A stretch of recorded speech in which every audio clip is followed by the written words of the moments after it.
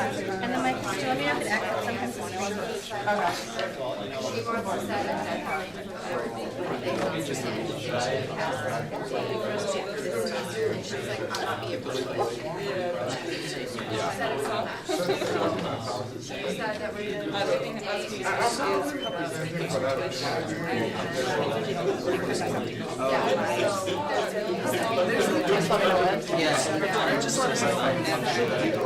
Okay, good evening, everyone.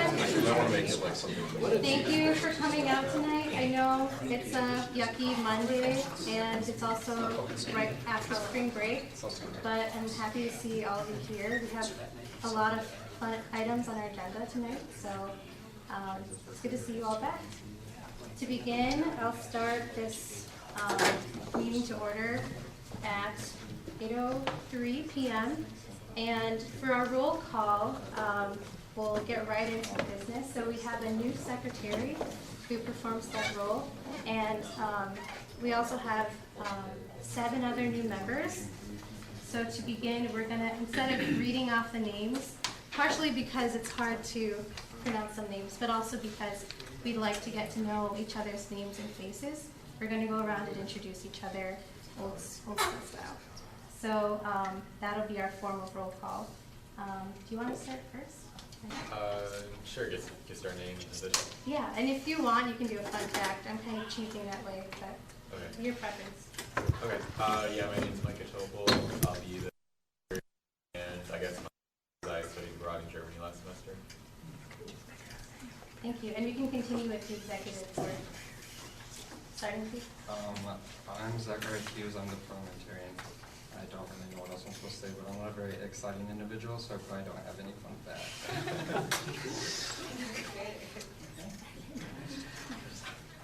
I'm Kyle Crawford. I'm the executive treasurer, and I'm in that fraternity. I'm Brandy Gee. I'm the assistant treasurer, and I work at Subway. Y'all. Don't they call them like sandwich artists? Artists. It's really fancy. I'm Jacob Williams. I'm the new public relations chair. Fun fact, I work in IT. Just favorite computer questions. Don't ask. Hi, I'm Maura Jonas. I am the president of Student Senate. Jake has actually fixed my computer before, so he is quite good at IT. But fun fact, I applied for a lot of jobs over spring break. So graduation is less scary. I'll go and then we can continue. My name is Nura, and I'm the vice president. And a fun fact is that over spring break, I went indoor skydiving, which I didn't really know was a thing, but it's really fun. Hi, my name is Amber. I'm a new member. I'm a senior senator, and interesting fact, over spring break I went to Costa Rica. Alright, hi, I'm Elise Donarski. I'm the finance chair, and fun fact is I'm in Pi Beta Phi. Hi everyone, I'm Chinny. I'm an at-large senator, and the fun fact I guess is I like to bake. I didn't know that.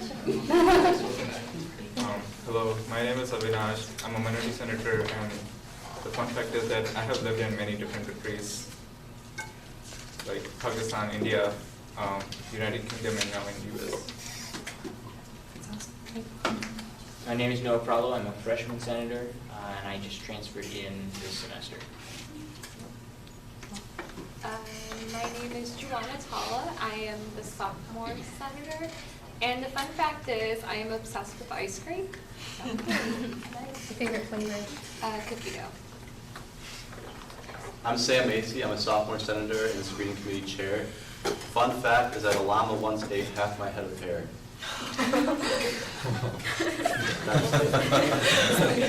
Winner. Alright, my name is Miller Conrad. I'm a junior senator, and I guess a fun fact would be I like to play hockey. My name is Jacob Schlosser. I am a senior but an at-large member. And my fun fact is just today I got into my graduate school of choice, and so I'll be doing that. That's my next 21 months of my life. So, Congratulations. I'm Ryan Taylor. I'm a new junior senator, but I was a sophomore senator last year, so I guess that can be my fun. Veteran, right? Yeah. Thanks, Ryan. You wanna go? I'm Lindsay Baker. I'm an at-large senator and I'm a junior. And my fun fact is I have a dog and a cat that I really miss, and I'm so happy I got to see them on spring break. I'm Navy Browning. I'm a junior senator and on the media committee. And President Obama just ate at my favorite taco place the day before yesterday, and I had eaten there the day before. So just in Austin? Yeah. Wow. Okay, I'm Hannah Lotch, and I am one of the freshman senators. And a fun fact is that I play piano. My name is Alex Winter. I'm a freshman senator. Fun fact, I run track and field. I'm Tommy Morrison. I'm a new member, senior senator, and I can legally drive a limo. Don't ask. You need a limo first. My name is EJ Dubinsky. I'm a sophomore senator and chair of the grievance committee. And a fun fact about me is that I have an IMDb, but it's the most boring IMDb you've ever seen. There's nothing on it. I just have one. My name is Montel Hall. I'm a sophomore, minority center, inclusive chair. Fun fact about me is I love cheesecake. I'm Liesl Martin. I'm a senior at-large senator.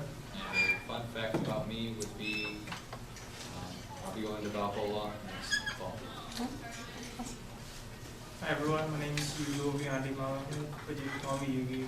I'm the international senator, and fun fact is I'm the only Indonesian student in Valhalla. Awesome. Bringing up the rear for us.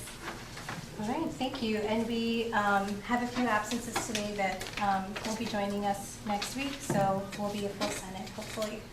That also took up our time for opening devotion, so we hope that you get to know each other more. So there's some really interesting people in this room. Moving on, we have the forum of concerns. So we do have the formal time for you to present, which is more than 2 minutes, if you'd like to just do that. But we welcome the UTV hanging out with us tonight. Moving on, do we have a motion to approve the, oh, I'm sorry. Yeah, there we go. How could I forget? So we have our very own parliamentarian coming down for the forum of concerns. Okay, hello everyone. So I'm just going to talk to you guys briefly about a letter I got in the mail over spring break from Valparaiso University, in which the university has chosen to increase tuition for as long as I've been here 4 straight years, 3.5%, which equates to about $1,250, an increase of tuition for next year. So I'm just bringing this to Senate's attention because I think the student body wants greater transparency for understanding where this money is going, as well as even calling for the possibility of like a tuition freeze for the tuition you come in at is the one that you stay. So I'm definitely looking into exploring both of those ideas, and I would like to further have that discussion with all of you guys. Because if you think about it, your scholarship money is not increasing, but your tuition is increasing.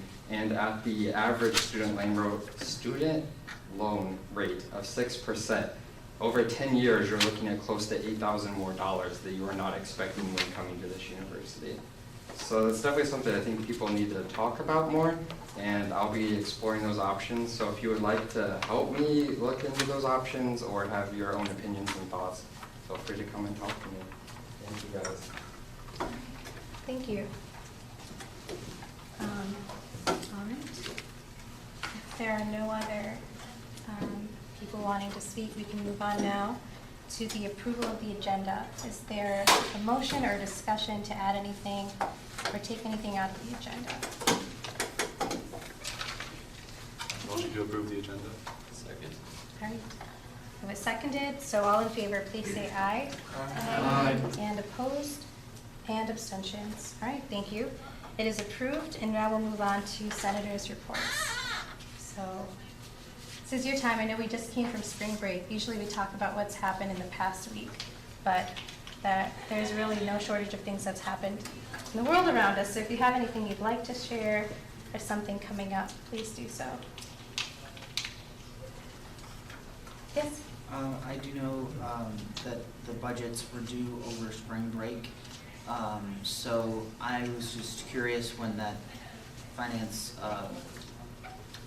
report happened, if there's any pending groups that haven't submitted a budget, if there's still time to pressure them into getting that in like in the next couple days, just knowing what groups that were recognized did not submit a formal budget, that would be helpful. Yeah. Are you asking now or for No, when the just report during happens? the report, I Yeah. think would make everything smoother. Yeah, I can talk about that during my report, or basically a lot of groups are replying. There's still a couple pending. I've had people say they're out of the country, and so they're just starting them now. And I continue to press on and get those on time, but they're officially late, and I will be discussing having the option of having late fees, sort of, deductions in a budget for having them turned in super duper late, so that my committee has to stay up past midnight getting them all done. But that can be later on in my report. Sure, thank you. Yes? Also, the college Republicans and college Democrats will be having an event Wednesday night at 7 in the cafe.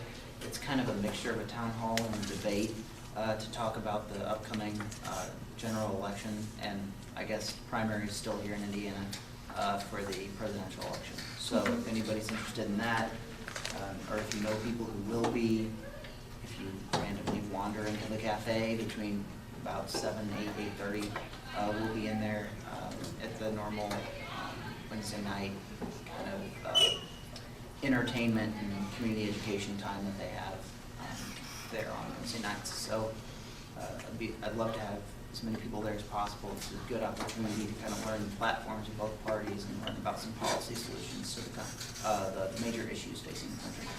And what time is that again? That's going to be 7 o'clock. 7 o'clock, Wednesday okay. night. All right, thank you. And then before we move on, there's also an event that we participated in right before spring break.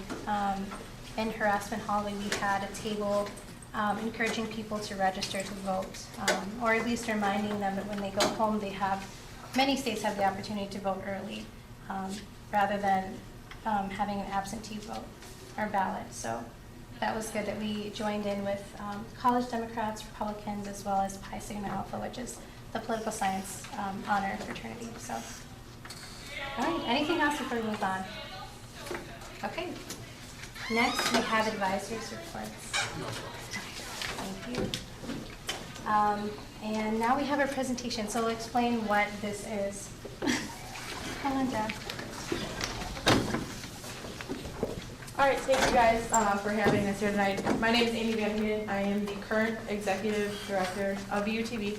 This is also Brendan Johnson. He is our incoming executive director for the 2016-2017 school year. And I'm not being rude. I'm actually on the phone with our faculty advisor who's standing by in master control. Yeah, so he's fine. He says hi, by the way. So what we're here to show you tonight is one of the things we're going to be asking for in the upcoming budget. And it's a new line item. Some of you are familiar with what we asked for last year, which was called VisLink. This is a different version of that. We had intended, like I said earlier in the year, we ended up not getting it. We ended up getting some equipment that was going to keep us growing and keep us functional. And we had every intention on trying to get that system back. However, when at the end of December, we talked to the company to demo it again and actually really get to see how it worked for us, the company actually folded, and they are no longer offering VisLink as a piece of equipment. So had we gotten that one, we would have actually ended up with a $13,000 paperweight. So instead, we reached out to other companies that are very similar with their equipment, and we came upon LiveU. Now LiveU runs the same way as VisLink. It runs off of cell phone signal, so anywhere that you have a cell phone signal, you could broadcast from it. So it gives us live capability just about anywhere in the world. The plus side for LiveU, it's more widely used. NBC5 in Chicago uses a very similar system through LiveU. They just use, larger systems. This is a smaller level for us. So we wanted to bring it to you guys tonight to show you exactly how it works, because it's a very large line item. It's $11,565, which includes the data for the year. With BizLink, it would have actually been more than the $12,000 that was budgeted just for the system. We would have also had to pay for data. This time, it comes with the data for that $11,565 figure. So what you'll see behind us, we're actually live streaming you guys right now. All it is you hook it up to the camera. You hook it up through a cell phone signal. Like I said, as long as you have cell phone signal, you can broadcast from anywhere. And then it runs through our control room, through the equipment we already have, and then you get the picture that you see.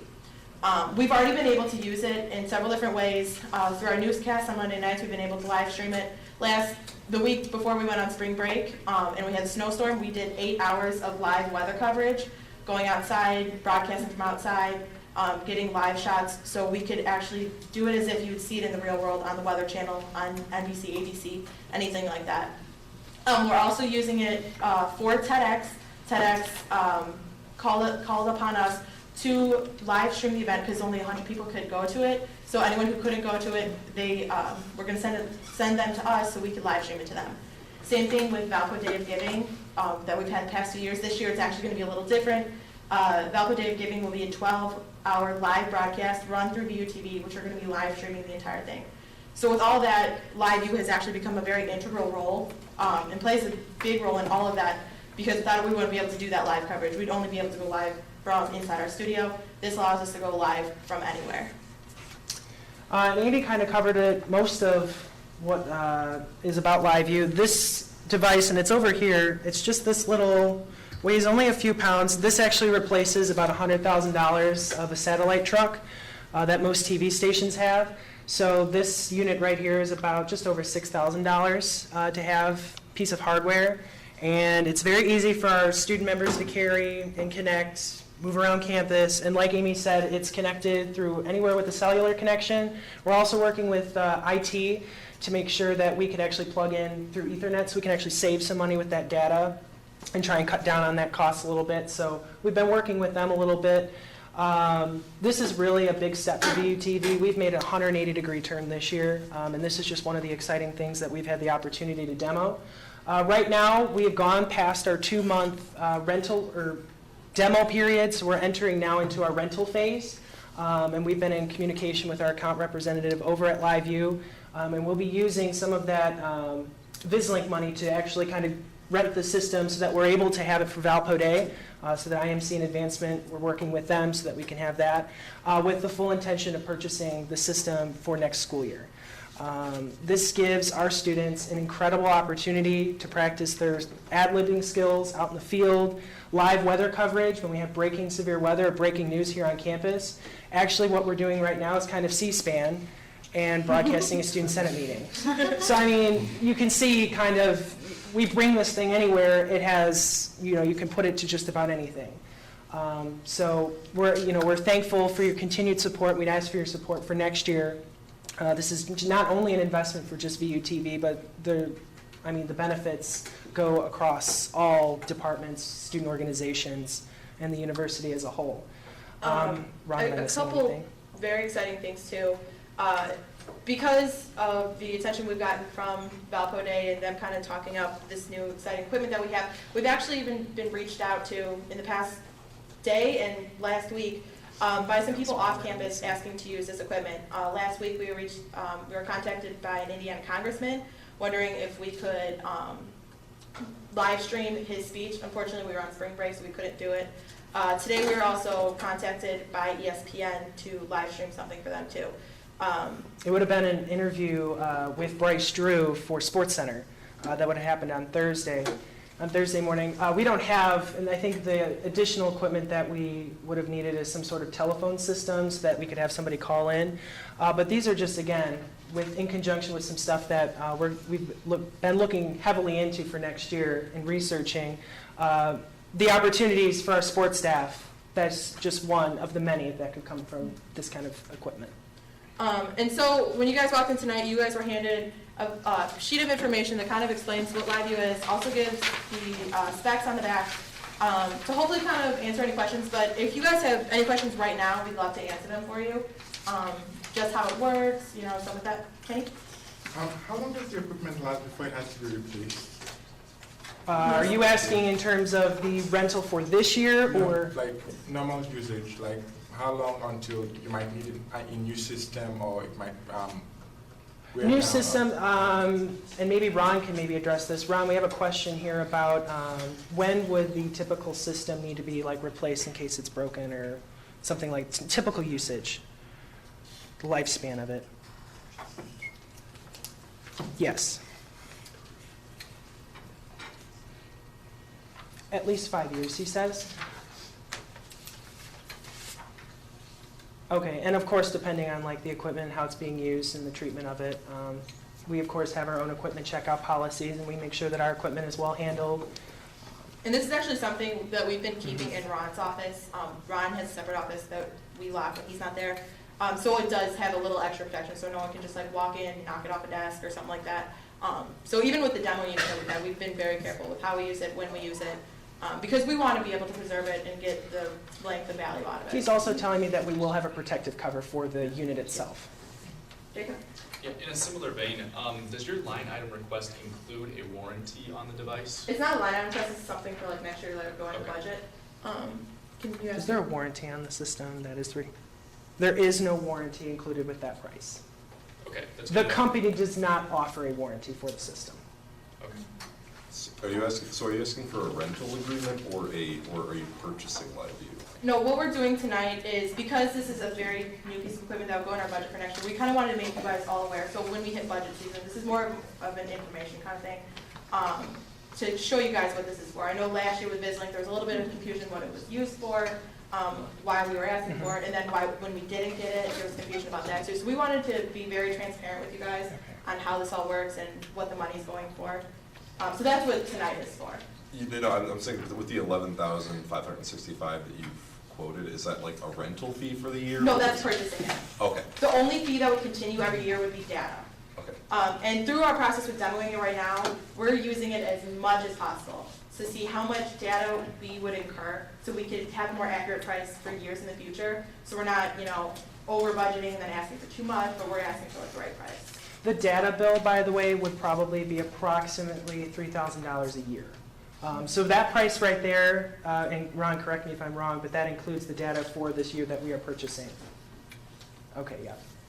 So that is all in there. But after this year, we would be incurring a cost of about $3,000 for the data usage every year. I know some other hands, unless we kind of answered those questions too.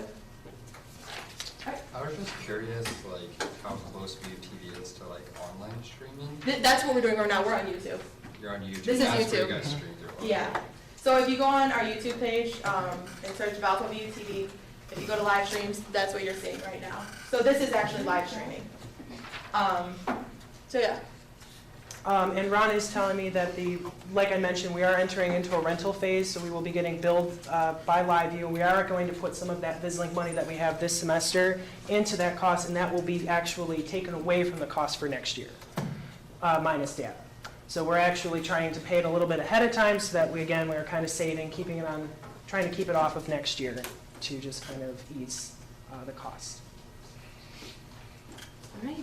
Thank you so much for. And thank you guys again so much for all Yes, this. thank you for your continued support. We really appreciate it. Let's hear from you, Nina. And I was just going to continue. We can leave it up for the entire time if you want. I think it's cool. There's a little bit of delay, which is funny. Yeah, the delay is actually coming from the, like what's coming into our system and then what's going out on YouTube. It's not the delay from the LiveU to the control room, it's the control room to YouTube. Okay. So right now, if I were to wave my hand, Ron would see it right away. The LiveU delay is 1 second. Yeah. That's actually a good thing. This delay Security with purposes. That's why. This delay with YouTube is between YouTube and our control room, and that's a built-in delay too. Yeah, with this crowd, you have to be careful. Yeah. No, thank you again for explaining it. I think it'll come in handy, especially in budget season. We can come Okay. back and take care of it. And now we're going to transition into the new member oath of office. So I'll invite our president up and. All right. So members can come to the floor.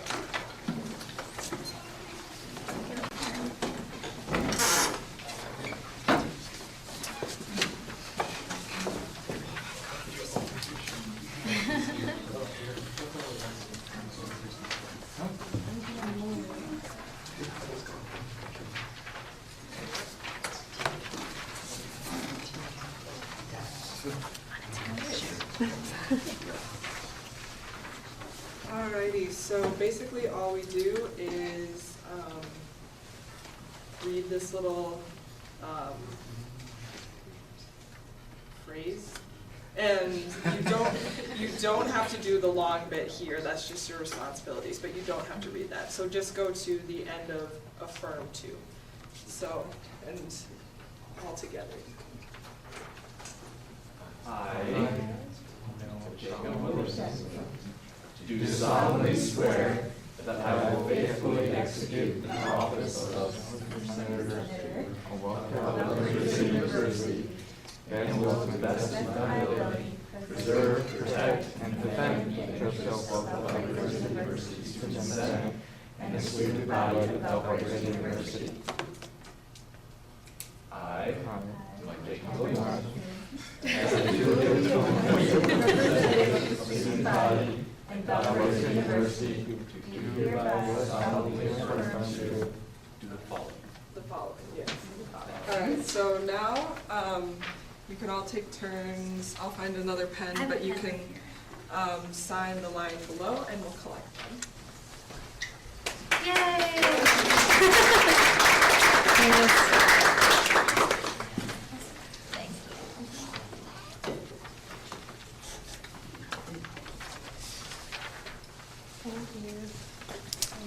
Welcome.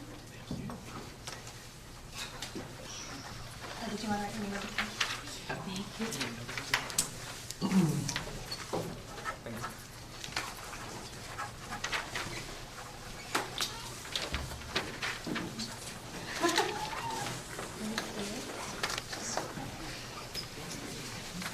Thank you both. Welcome.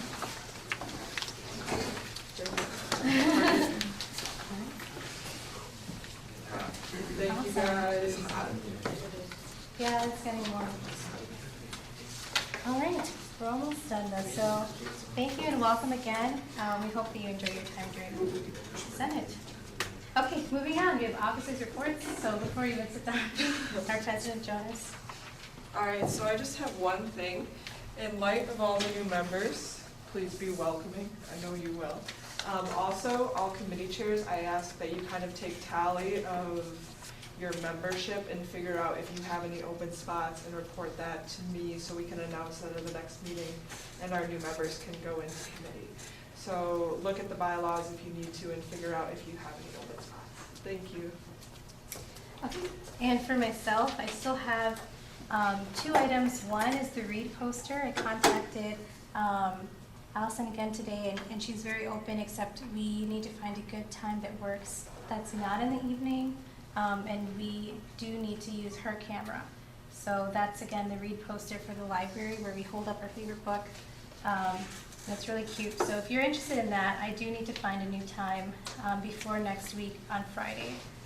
I think I might just do a doodle poll, and then whoever can come will come.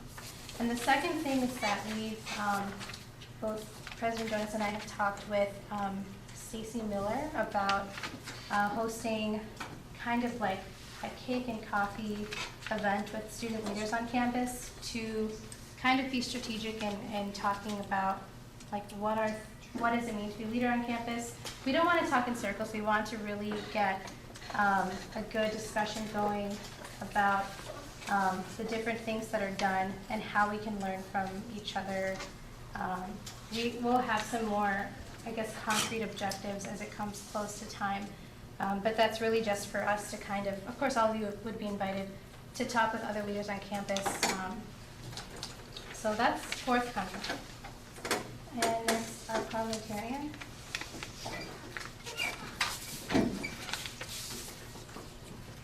All right. So I would like to discuss, during my portion, the SR that's being brought forward. So there are 19 of you here, which means that the 3/4 vote is needed to amend the bylaws. So 15 of you have to vote in favor in order for it to pass. I would like to ask for some clarification in it before it's voted upon. Whereas, let it be resolved, and it says the Constitution bylaws be changed to say that the chair of any committee of student senate may vote if he or she chooses in a committee meeting. Is that being limited to only meetings in which there is not over 50%, or is that any meeting whatsoever? I could talk to you a little bit more about that, like when we vote. But yeah, essentially.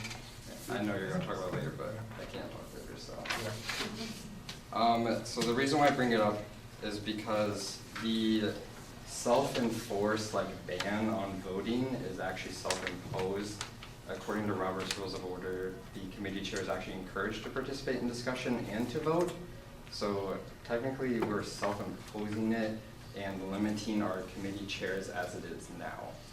So technically, if you guys wanted going along with Chinny's SR, it's something I actually encourage that the committee chair actually start participating more and voting, regardless of the fact if there is 50% or not. Now, if the committee chair does participate in a vote and there is more than 50% and the vote ends in a tie, then it doesn't pass. A tie is equivalent to a failure. There is no tiebreaker in that case. So, something to discuss later. If you want me, I'll be over there. Thank you. Next, our secretary. I guess I don't really have anything specific besides if there's anything that you guys would like me to do specifically as secretary, whether it be a calendar or getting minutes with more details or less details. Just let me know now, because obviously now is the time to tell me versus in a few weeks when I've been doing it the same way and you've been irritated every time, something like that. So yeah, just feel free to shoot me an email. My name, micah.topol@gmail.edu. All right, thank you. And next, our public relations coordinator. Okay, so I've been busy over the past couple of weeks for spring break. Working in IT over break, I also took it as an opportunity to get in touch with the people who monitor and manage our websites here at Valpo. So I officially have access to the Cascade server, which is actually the old system that we're using for websites. So if you guys know what the Student Senate website looks like right now, it's a lot different from what standard Valpo websites look like. That's because they're on 2 different systems. So I'm working with a couple guys in IT to get the student website overhauled through a tool called WordPress, and then we're going to take it through WordPress and put it into the new system. So we're working on that right now. We're still waiting to hear back from a couple of people, but I'm going to stay on them. But also, with this new position, I kind of want to do something. I don't know if this has been done before, so if I'm treading down a path that Can't do it then. Can't do it, yeah, right. But I'm wondering if everybody would be open to having little interviews and then having a little blurb on the Senate page, like with your picture and then a couple of things, like a little biography or something like that. And then we can have, that first contact through the website, something like that. So if you guys are open to that, I'd like to, start getting some information, setting up times to maybe do those interviews. They're really short, so then eventually we can get those published on the page and it can start to look really nice. So I'm really excited to start working on that. And if you guys have any requests, obviously let me know as well. So just send me an email, jacob.williams@valpo.edu. Okay. God bless you, Jacob Williams. I'm trying on the inside. Okay, thank you. That's very exciting. And we'll look forward to that. Next, we have the executive and assistant directors.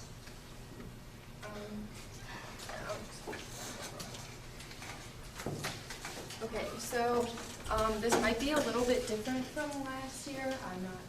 We talked about this a little bit before the meeting started, but I'm meeting with someone from the finance office next week, and we are going to be setting a deadline for all of the orgs to have everything that they want submitted for the rest of this semester. It has to be in by that date, or else. We haven't figured the else yet. But once we figure that date out, I'm going to be sending that to you guys so you can pass it on to your student organizations.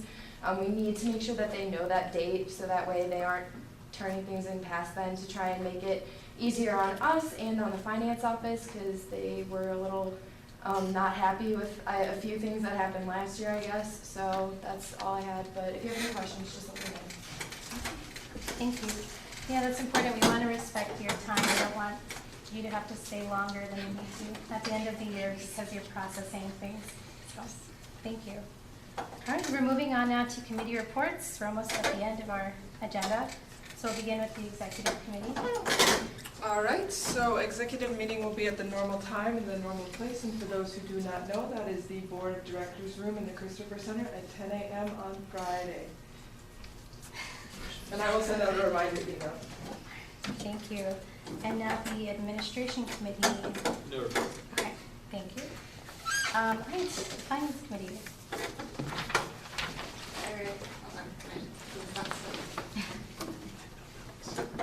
We still have to take that picture with the admin committee and the stack of papers. Oh, yeah, we do. All right, so as asked for, I have a list of the organizations that have not turned in their budgets. Tier 3 and Tier 2, which used to be Tier 2 and Tier 1, which a lot of organizations were confused about with deadlines, but they were due on the 12th, and I received many on the 13th, which I accepted. I received 3 this morning, which I accepted. But I am going to first read off the names of those in each tier and listen to see if yours is one of them, your liaison people. And if they are, if you have a quick, easy way to text them, let them know to check their email for all my emails, that would be helpful. So let's start with Tier 3. We have Healthcare Leadership Student Association, InterVarsity Christian Fellowship, Kinesiology Club, VU Haunt, VU Human Protection Society, which is the Humans vs. Zombies, We Matter Too, Yu-Gi-Oh! Central, and if Ben is here, he is not? He's absent. Okay. He's getting back to me on esports because they haven't been approved by Provost yet, but I don't have the email. So those are all the Tier 3s. We are only missing 8 of those, so we got turned in 26 of the 34, which is really good. What? Yeah. Is sorry. that Greek University or InterVarsity? Because those are Just InterVarsity. Okay. Good question. Yeah. This might be more appropriate for the admin committee, but do we know whatever happened to those organizations that they didn't finish the REREC process? Did some of them also submit budgets? Or As far as I know, I'm checking off of, do you remember that Excel sheet that was on the board that had all the turned in budgets? I'm going off of that and checking off which ones have turned them in. So none of them that have been turned in are not on that list. So I think that answers it?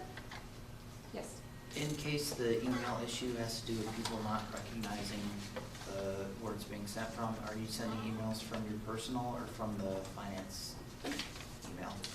They first go through my personal, and then I tell them to send in their budgets to the other one. Okay, but your requests to receive budgets have come in from your personal?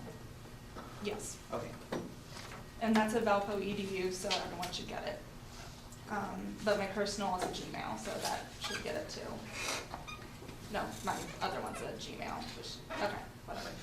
So Tier 2s, we've received 21 of the 39, and I've received 2 emails saying that they'll get theirs in ASAP.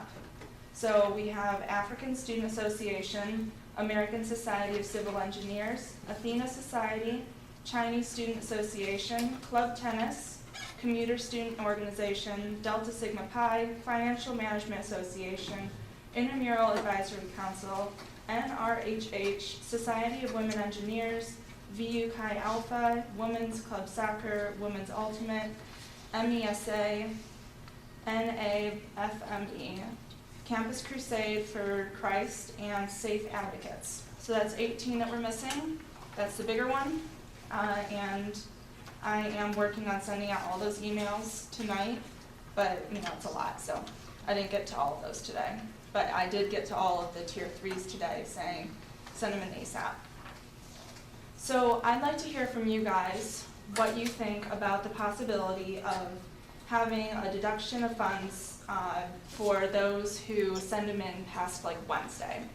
Because starting tomorrow, we're holding, 2 to 4 hour long windows in finance meetings where we're sitting down, we're working through every single budget, and it's a lot of time. And then when a person or group sends in their budget Friday at midnight, that means that we have to figure out how to get all of that done and allocate the right funds and possibly take away from others, which is horrifying, and all that stuff, which ends up cutting into our time on the weekends and making it so we're working until 1 a.m.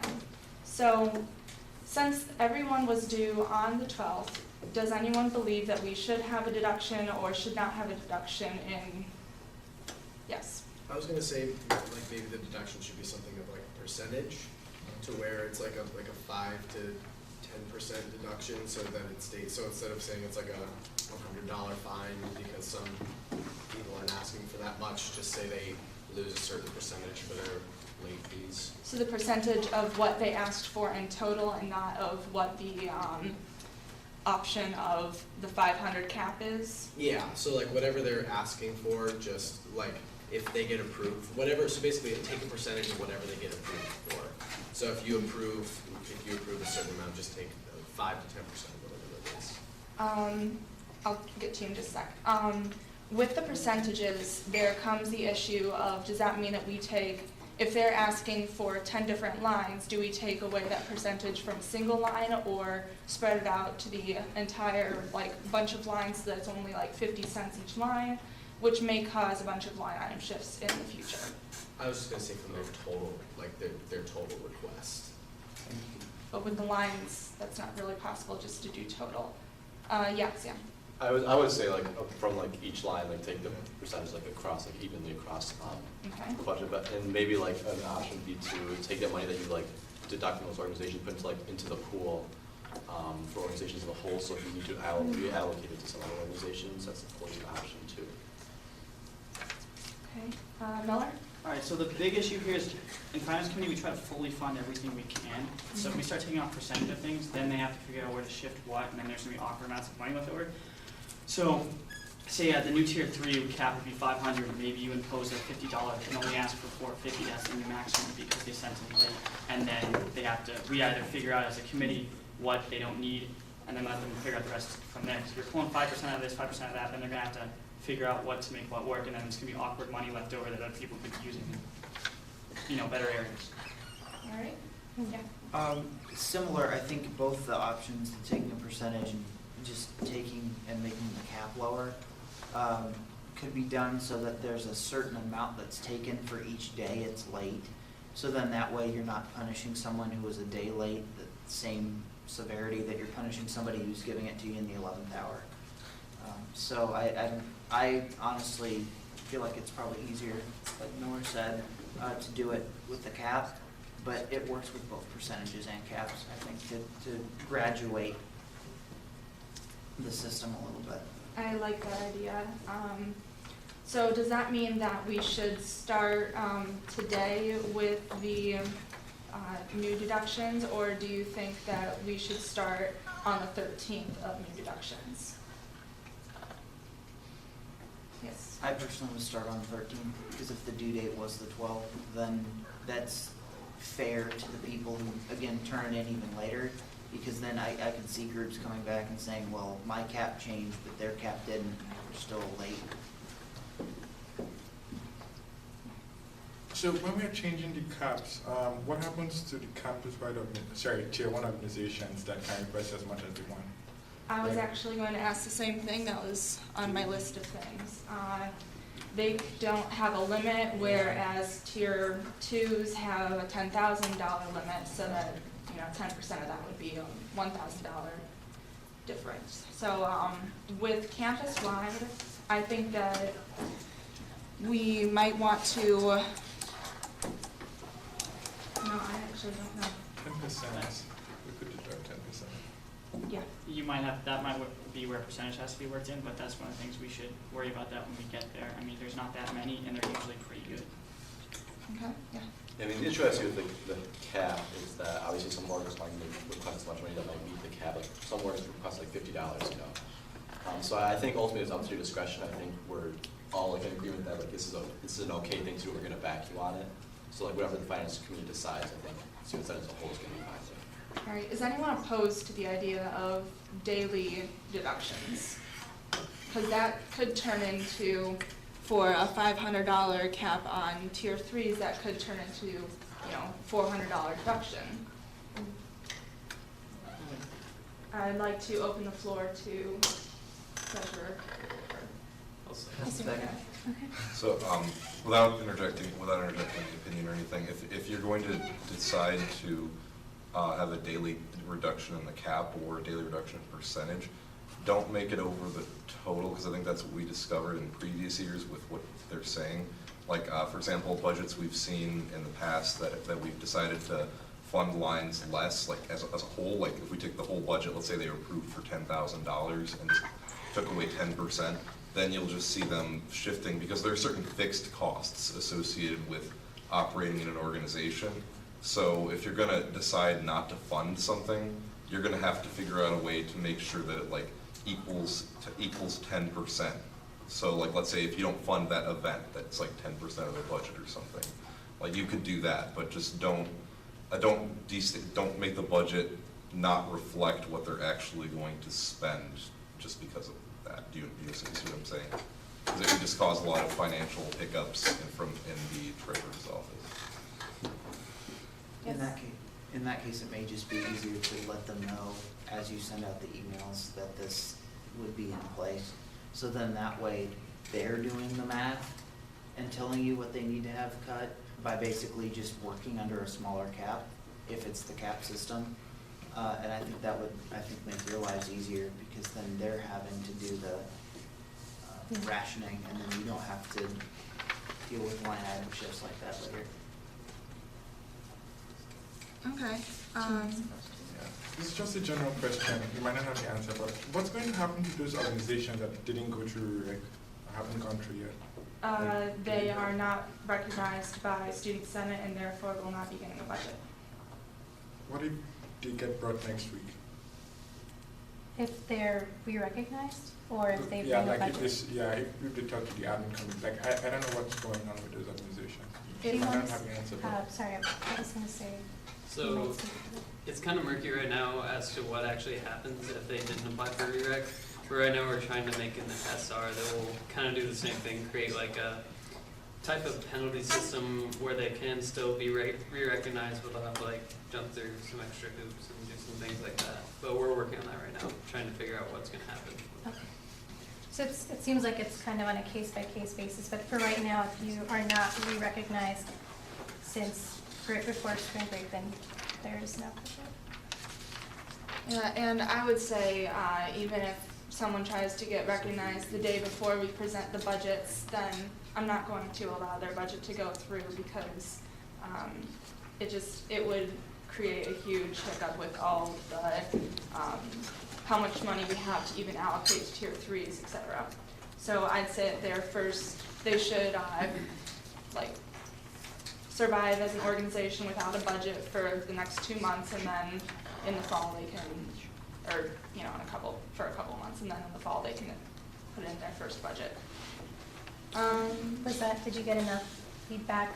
Yeah, I think so. Unless anyone is completely opposed to the idea, in which I can consider that later. If I may, there's been, I just want to make sure we hone in on the discussion. So we've talked about two different things. We've talked about, talking about the cap, and we talked about the amount, requested and approved, and there is a very important distinction, because a lot of organizations, like we had an organization last year that requested approximately $10,000 and was approved for 15.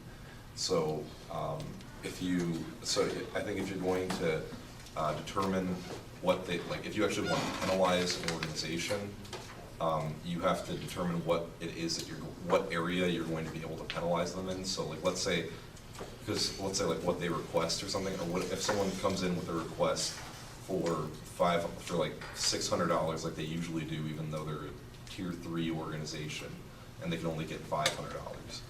are you just gonna tell them, oh, well, that's not a valid request? Because, I mean, we still honor a lot of those requests. Or are you just gonna, like, attack what's approved? So, like, let's say they request like $600 or $800 or $1,000 or whatever, even though they're a tier 3 organization, are you only gonna allow $450 to be approved instead of the $500?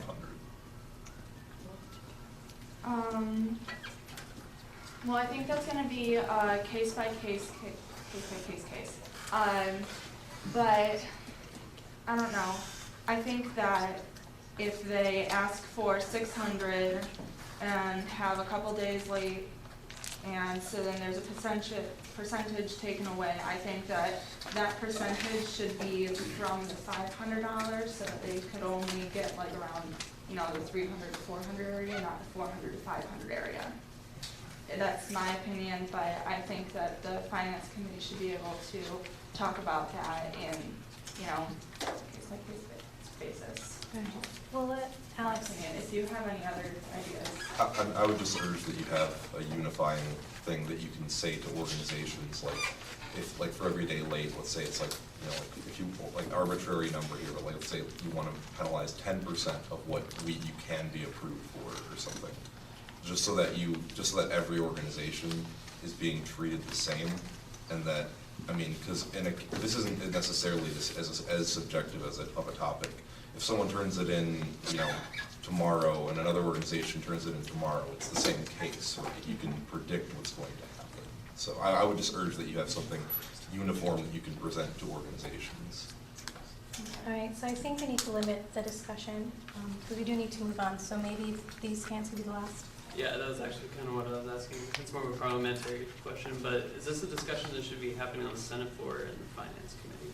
Well, I chose to bring it to all of you because when we come forward presenting the budgets, I wanted to make sure everyone was in agreement of, you know, when I say there were deductions made, there wasn't a bunch of hands going up asking how we made that decision and why only, you know, 3 or 4 or 5 people were making this decision for all of these organizations. I figured that it would be best to have everyone's input on it so that we would be in agreement coming into this. I think also because it's time sensitive, because whatever we decide will be implemented this week. But that's a good point. That's ultimately for their decision. But yeah, is that? Oh, we'd probably need SR too, wouldn't we, in order to make it official, yeah. Because an organization can say, well, I didn't know about that penalty beforehand. Yeah, exactly. So it'll be a little tricky, but we'll work through it for this, especially since break was, the deadline was during break, so it's tricky this year. But we'll work through it and then see if it works. We can work on an SR to make it official. And then, okay, can we move on to the second item? Yeah, I would like to nominate Ryan Taylor for our 5th member of the Finance Committee. So, accepted, not accepted. Yeah, you can choose to accept it.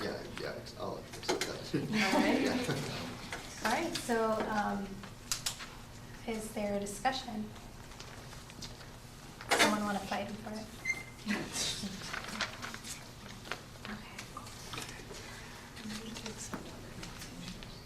Okay, there has to be. If someone wants. Okay, it is an option? Yes. Okay, so the floor is open for nominations. So there doesn't have to be another person, but just so everyone knows that you are able to nominate yourself if you choose. Okay, seeing none, I think we can vote. So, all in favor of approving Ryan Taylor for the vacant Finance Committee seat, please raise your hand.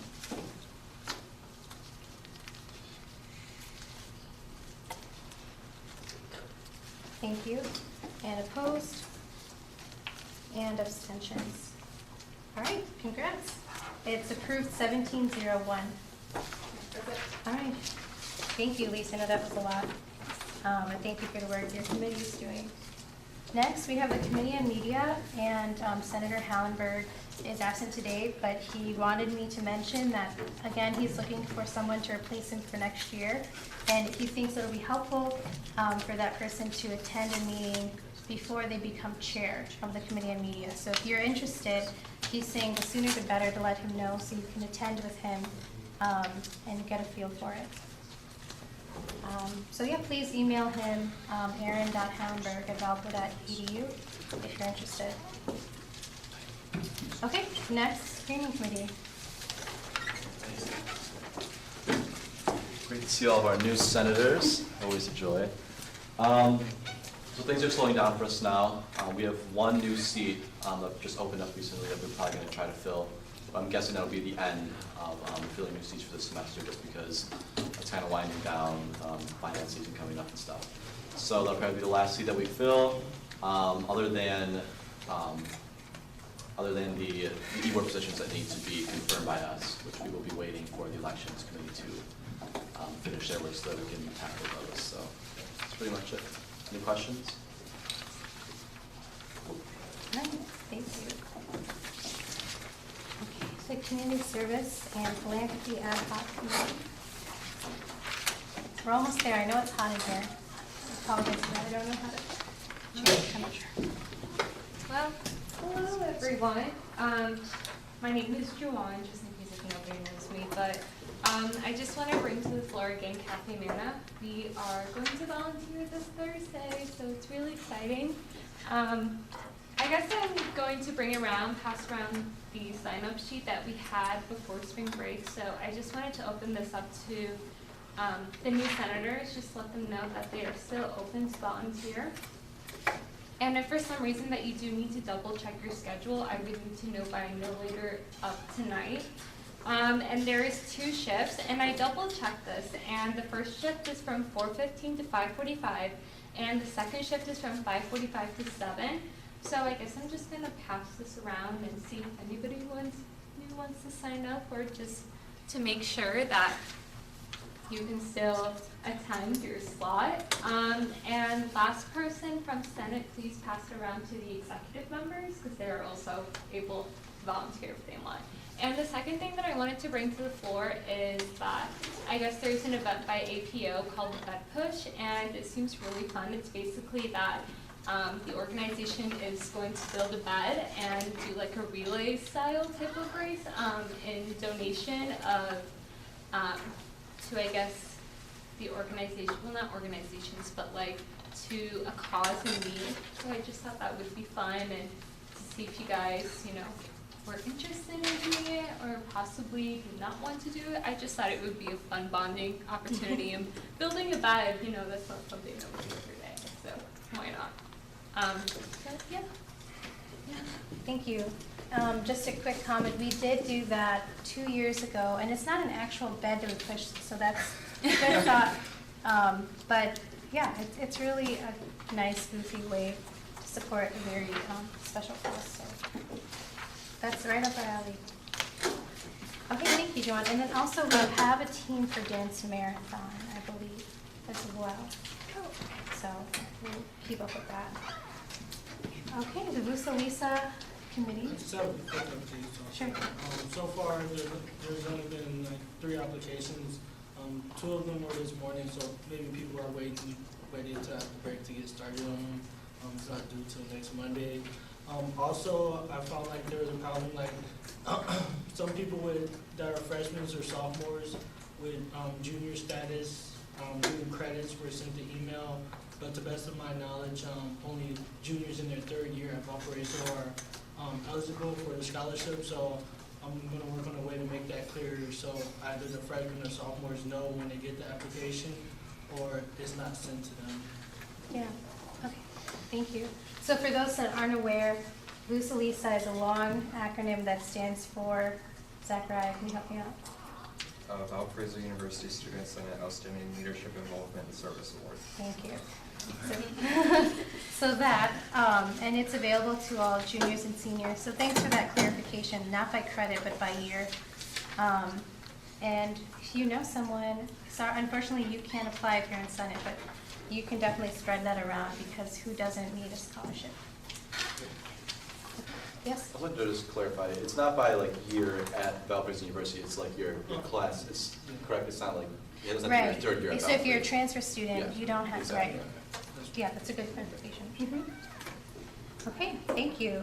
And last but not least, the elections committee.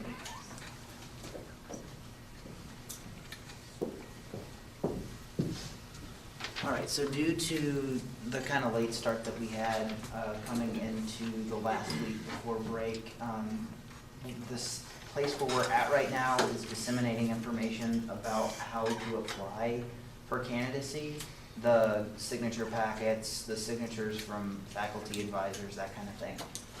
So what I've done is assign to the committees different demographic groups, so mainly by school year, but also some department head chairs, things of that nature, so that there's multiple ways to get the information out there, because it's crunch time. We have April 25th.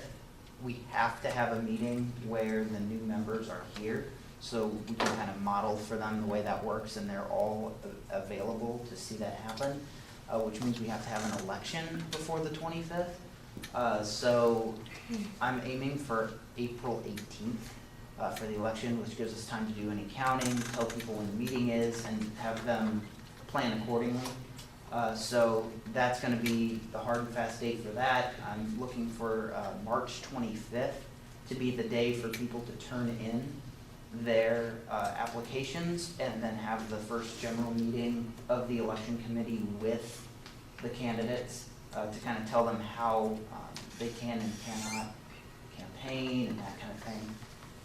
Other than that, the only other date I can think of was, I believe, March 30th was going to be my final date for write-ins, so that, because you have to apply still to be a write-in, but it's just kind of a grace period between being an actual candidate and then not being able to run. Point of clarification, March 25th is Good Friday. None of us will be here.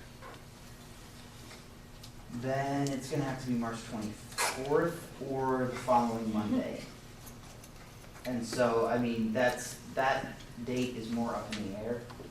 I mean, technically speaking, we have a scanner on campus, and people could scan it in and send it to us electronically. I mean, either way, we'd still be checking signatures to make sure they're valid and that kind of thing. So that date would be something I'll hammer out more specifically with the rest of the committee. But right now, just that's kind of the update for where we are, and a rough tentative calendar to get us through up to April 25th, kind of fast and furious here. Yeah, okay, thank you. So when we do have the hard deadlines, can you send that to Maura and myself, and we can send it to Yes. everyone? Okay, thank you. Because then we'll also need to send that out to the student body. Okay, and that's something we also want to definitely publicize. It's definitely not an in-group kind of thing. We want everyone to feel like they have the chance to apply if they choose. So thank you. Well, One more thing. Yeah. We are toying with the idea of electronic ballots, not for everyone, just because there becomes a voter fraud issue.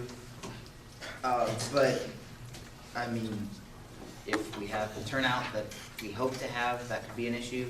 But there are people who are abroad, and people who are abroad will still be represented when they return to campus, but they don't necessarily get to vote because they're not on campus. So the committee's looking at a way to do electronic ballots just for people who are abroad. That would cause a little bit more trouble on our end to try to, make sure that people voting are only voting once and, that kind of thing. But we're going to try to get that done just so they can be represented as well and have a say in the matter. right, okay. Thank you. Keep us updated on that. And our last item of old business now is the Senate Resolution 002, Spring 2016. Hopefully you all have a copy, so Ginny, please come up. Yeah, there's a few copies left over. Does everybody get one? Okay. So I'm just going to read this again. I read it before we went on spring break. SR 002 SP 16, Bill to facilitate committee productivity. Whereas the committees of Student Senate are an integral part of the organization, aiding Senate in the performance of its duties. And whereas it is imperative that these committees be able to operate at all times with the ability to bring business items to students and without unnecessary delay.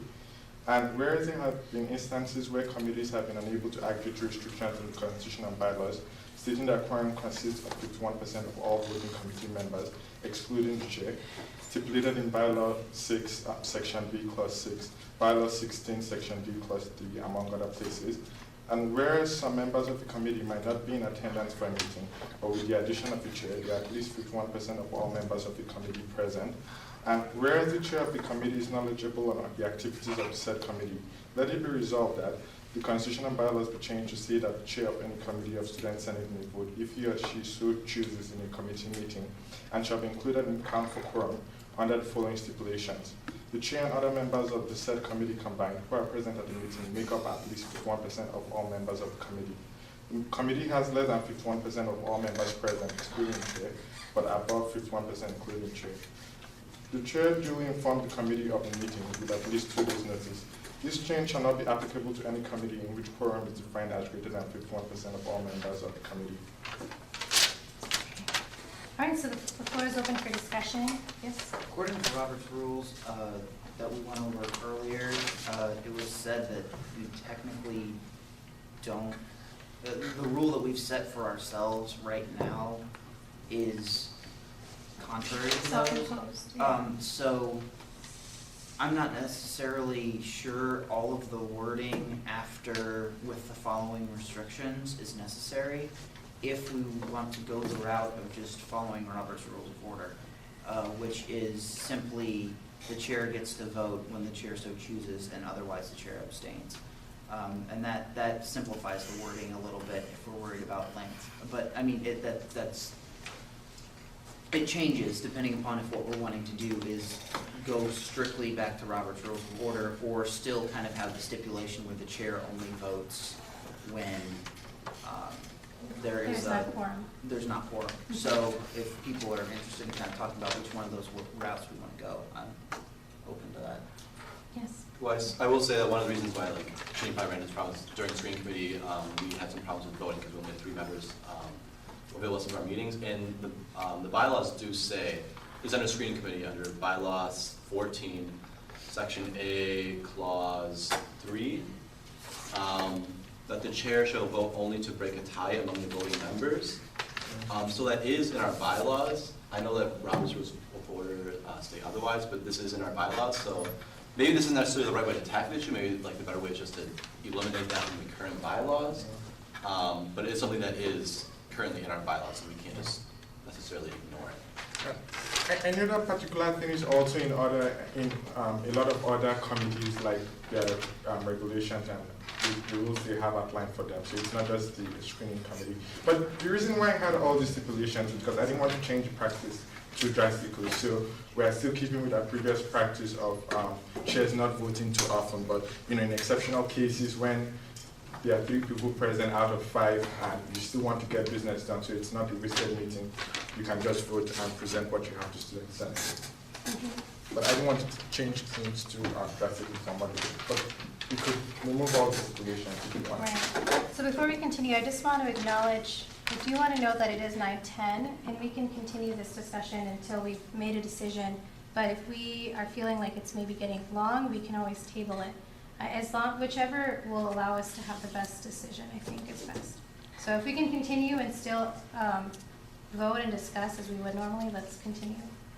I would say based on Parliamentary Hughes' suggestions earlier in the meeting that it might just be best to eliminate these clauses from the current constitution, or the bylaws, sorry, just to avoid confusion and leave that up to the discretion of the committees. So I don't think this resolution is necessarily necessary, I guess. Or we can just eliminate this from the bylaws. Okay. The areas that Senator Macy was pointing to, are those what are specifically mentioned in this SR? Are those the same sections? There are a lot of places where it occurs. So I picked out 2 places, but I believe he found a 3rd place where it occurs.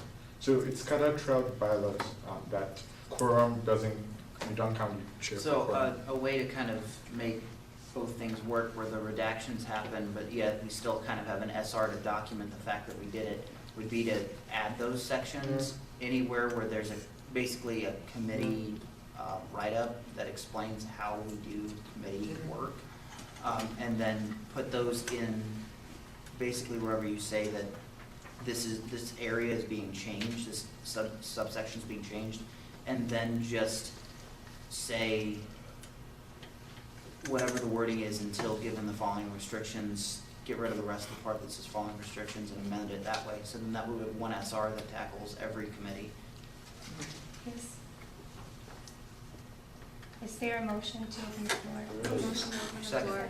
Thank you. Okay, so if the decision is to get rid of it, but you want an SR to keep it, you would get rid of the under the following stipulations and then everything that follows that. Because technically this SR does not cite what specific bylaws are being amended.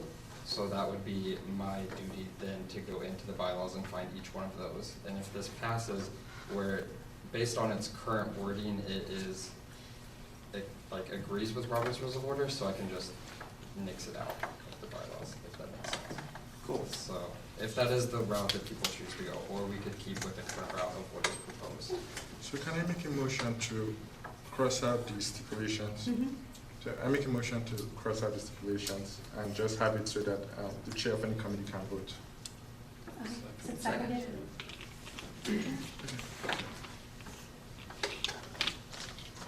So that whole bottom Yeah. three? Yeah. Okay. All right, any other, yes? Senator So Turner. if we're good, can I make a motion to vote to pass the SR with the amendment to the campus supervision? There's a second? Okay, so we will vote on that motion. Okay. So this is a motion to vote? Yes. Okay. All in favor, sorry. All in favor of supporting the motion, sorry, approving the motion to vote for the SR as it's amended, please raise your hand.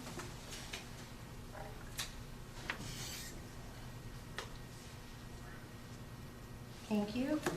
And opposed and abstentions. So it passes 19-0-0. So then we are voting, so. It's late, yeah. I like this. I'm gonna miss it when it's gone. Okay, so now we are voting. So all in favor of approving SR 002 SP 16 as it has been amended, please raise your hand.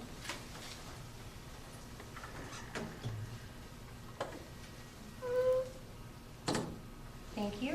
And opposed and abstentions. All right, passes 19-0-0. Thank you. Okay, thank you.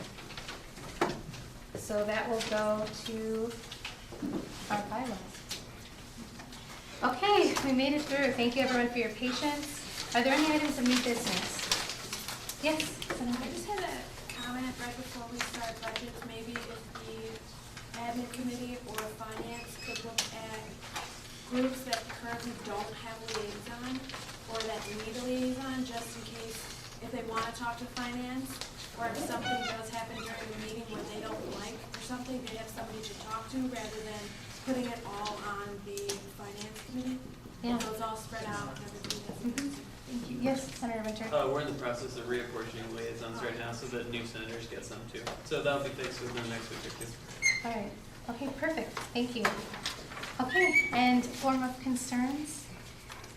Are there any comments? All right, thank you for being here. This was a fun meeting. Thank you. Okay, postmortem, thank you again. Oh, yes, sorry. Sorry, I know I talked a lot today. So the discussion regarding the penalty for late budgets, you had mentioned bringing up an SR regarding it. If an SR is brought up anytime during budgeting season, then that means that Senate is looking to change its bylaws and cannot therefore enforce any such penalties. So an SR, if that is the route you choose to go, would have to be brought up later. Because currently as it stands, the Finance Committee has the authority to make that a qualification without putting that into our bylaws. So just if you want to do it now, so like stop everything you can, but if you want to wait, that's also I guess. Okay. All right, postmortem, thank you again to all our new members for being here. We're glad to have you aboard. And adjournment, is there a motion to adjourn the meeting? All right, all in favor, please say aye. Aye. And opposed? And have a good night, everyone. Never gotten that before. If you want, I can like leave this up on our YouTube if you guys want to watch it. Sure. Send it out. I can talk to my mom. Yeah, instead of like 5 minutes, send it along in 4 minutes. Oh, like the link to the. Yeah, that would be cool. Can I like dip my head in there? Oh my god. Everyone wait for the camera for the Oh, yeah, where's Because of the delay between our control room and YouTube, which is a built-in, because YouTube's data, it's very weird.